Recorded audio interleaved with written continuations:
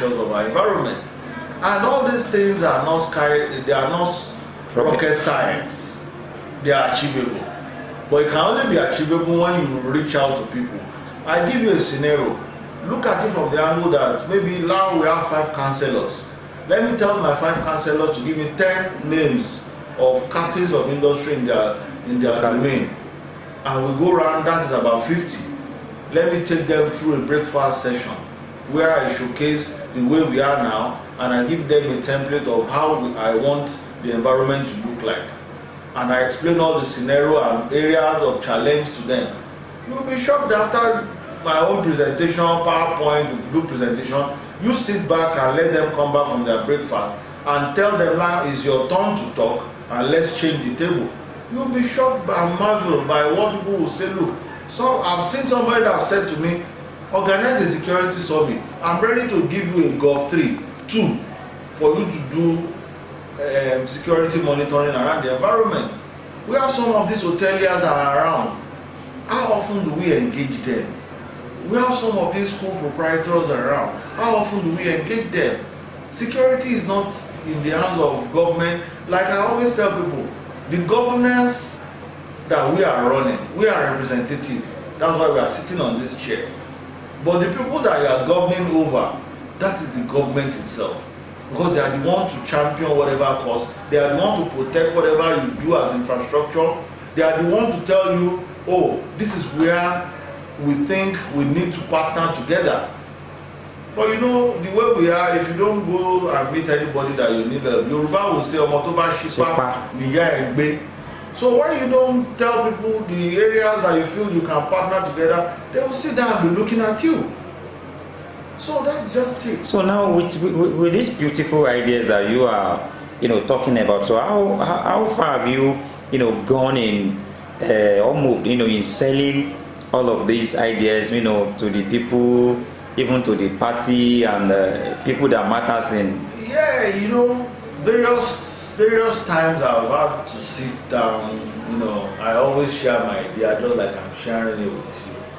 But just like somebody said that a vision without mission becomes a television. I had that in one of the sermons. So when you have a vision and there's no mission to carry it out, it's just going to still be unborn ideas. So for you to know why I say I have the passion to aspire, and God's willing, when I'm on that seat, you can mark my word and see it happen. That yes, on this date, we said so things and it has been come to reality. So that's just it.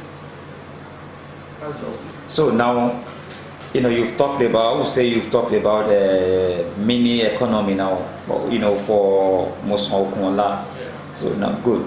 So now, what are your plans, for the aged, the women and the youth, and in terms of infrastructure, how do you get that done? I think that's 4 in 1 question. Yes. We have the aged, we have the middle class, we have the lower echelon, and we have the artisans.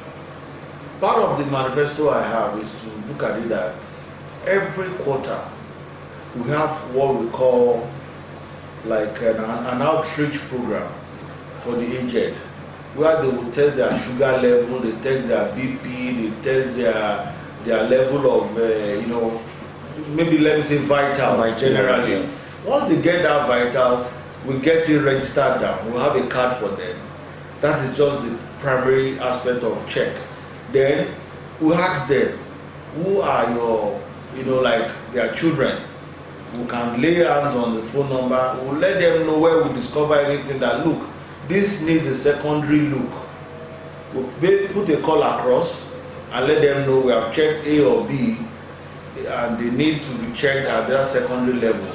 So we take it off from there and we hand it over to them. And even between the so-called staffs, civil servants, like Lagos is having that health scheme, we can always have our own HMO too, or see a way of partnering with the one Lagos State have, so that we'll make sure that health facility, because I said to you, a lot of things that happen suddenly start from the fact that we don't pay attention to the little details. That's why it grows to that level whereby it goes out of hand and nobody can now give sufficient treatment. But when you know that with or without money or with little amount you can access health facility, you will not have headache and say, let me go and use Panadol, let me go and drink one herbs. You walk in there, and those are the things that we need to do to make it available to people. I said to myself that, look, if we have like a town hall meeting whereby you call the whole the CDA, the CDC, the bailiffs and all, and the stakeholders, maybe once every 6 months, interaction, they will tell you things, you write it down, go and sit back, see how you look at it, and see where you can bring solution to most of their problems. And when it comes to maybe social interaction between various ethnic groups, you can have like, you know, if not for this pandemic, but of course pandemic will soon, you know, be a thing of the past. When you bring them together, the aged, all they need is give them maybe like Bengay, give them little drugs to keep the bones, vitamins, calcium, because of their age. Then they can have like a recreation mini meeting where you give them the music of the old. There are so many of them that work in UAC, Leventis, but they don't know they stay in the same environment. But when you create a program like that, they see themselves. It's a healing, it's a psychological healing of the mind. That, oh, even at old age, I can still see my friends that would work 30 years, 35 years before now, but we don't know we live in the same environment. So those are the things. Look at how we can take our young ones that are being, you know, idle off the street.